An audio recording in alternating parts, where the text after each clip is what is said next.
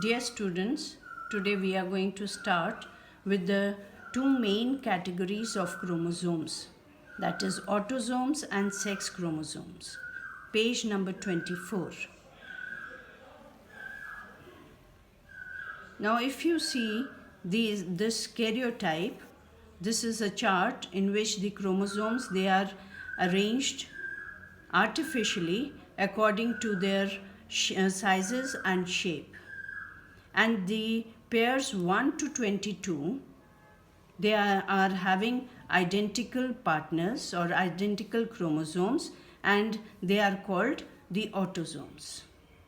So pairs 1 to 22 are called autosomes, and the 23rd pair of chromosome, it has different type of chromosomes, like it has the XX pair with similar partners is found in female, whereas the X and Y pair with dissimilar partner is found in male, and the Y chromosome of males is smaller than the X chromosome.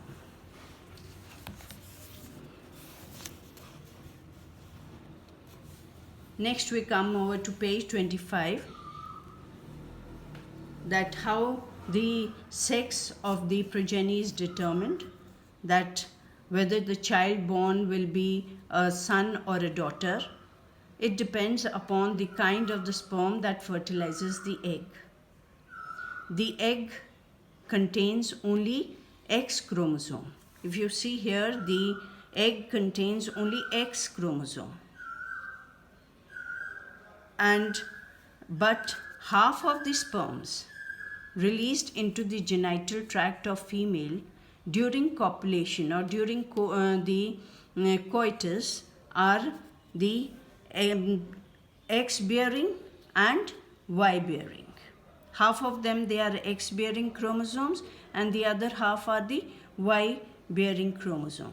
So it is simply a matter of chance as to which type of the sperm fuses with the ovum. If the X bearing chromosome fuses with the X bearing chromosome of the female, then the zygote formed has XX type of constitution, and it is known as, it will give rise to a daughter.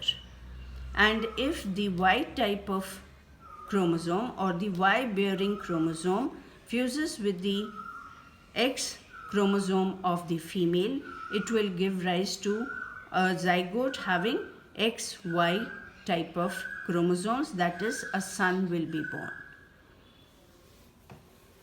So in this way, the progeny or the sex of the child is determined, whether the child will be a daughter or a son. But this fusion is a matter of chance.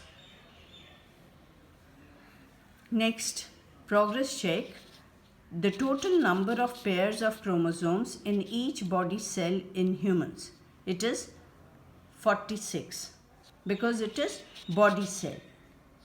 And the number of pairs of autosomes in humans, 22. And a certain couple got only 4 daughters in a row and no son. Does it mean that the husband does not produce Y bearing chromosome? Explain. No. The husband produces both type of sperms, the X bearing sperms also and the Y bearing sperms also. But it is a matter of chance which one fuses with the egg which is released from the ovary. And here, children, I would like to tell you that the female ovary releases only one egg in 1 month. So it is a matter of chance that that one egg or the X chromosome of the egg fuses with the X bearing sperm or with the Y bearing sperm. So this is a matter of chance. You can't say it is a rule that half are going to be going to fuse with X and the other half with Y. No, it's a matter of chance. Next, we come over to chromosomes, carriers of genes. All species, they have fixed number of chromosomes. However, the characteristics of the species, including physical appearance, body functions, behavior, etc., are not simply the outcome of the chromosome number, but these are the result of the units called genes.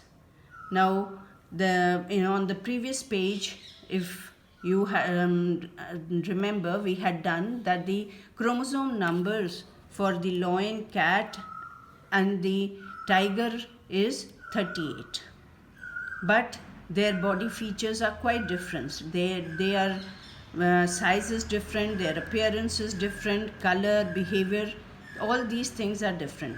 So it does not depend upon the number of chromosomes, it depends upon the type of genes which are present on those chromosomes that give the appearance to the organism, or the behavior of the organism is determined by the type of genes which are present on the chromosomes.